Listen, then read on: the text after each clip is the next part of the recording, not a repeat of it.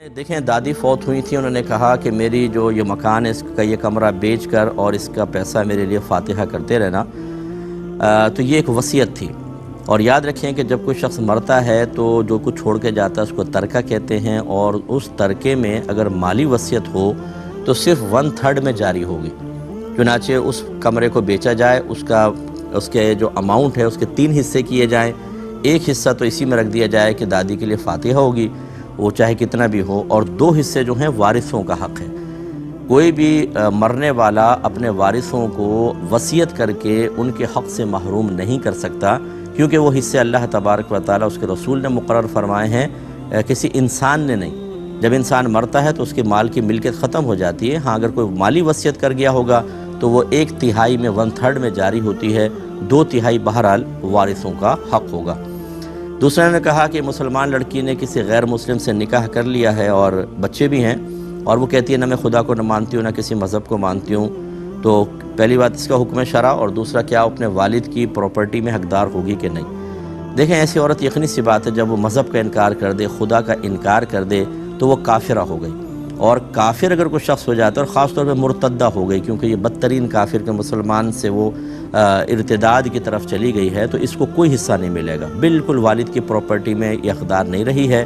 دیگر ورثاء کو ملے گا، اس کو محروم رکھا جائے گا۔ ہاں اگر یہ قانونی جنگ لڑ کے کوئی حصہ حاصل کر لے قانونی اعتبار سے ایک الگ بات ہے، لیکن چونکہ آپ نے شریعت کے لحاظ سے پوچھا تو اس کو ایک پائی بھی نہیں ملنی چاہیے۔ اور یہ اس طرح کے جو اس نے فیصلہ کیا ہے،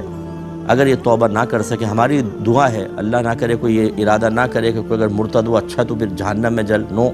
اللہ تعالیٰ اس کو ہدایت دے، واپس آنے کی توفیق عطا فرمائے۔ ہماری دعا ہے اگر یہ کلپ آپ بنا کے اس تک پہنچا سکیں تو بہت بہتر ہے، کہ اگر وہ نہیں مانی تو یاد رکھیں جیسے ایک موت کا جھٹکا آئے گا، اس کے بعد پھر ہمیشہ ہمیشہ کا عذاب ہے۔ قبر میں سانپ، بچھو، اژدہے مسلط کر دیے جائیں گے، جہنم کی کھڑکیاں کھول دی جائیں گی، موت کے وقت شدید قسم کی پیاس اور عذاب کے بے شمار فرشتے آ کے منہ پہ ماریں گے، گردنوں پہ، پیٹھ پہ مار رہے ہوں گے، اور اس کے بعد میدان معاشر میں ذلت، رسوائی، چہرے سیاہ ہوں گے، منہ کے بل گھسیٹ کے جہنم میں ہمیشہ ہمیشہ کے لیے پھینک دیا جائے گا۔ پھر جتنی یہ مستیاں آ جا رہی ہیں نا، جو اسلام کے خلاف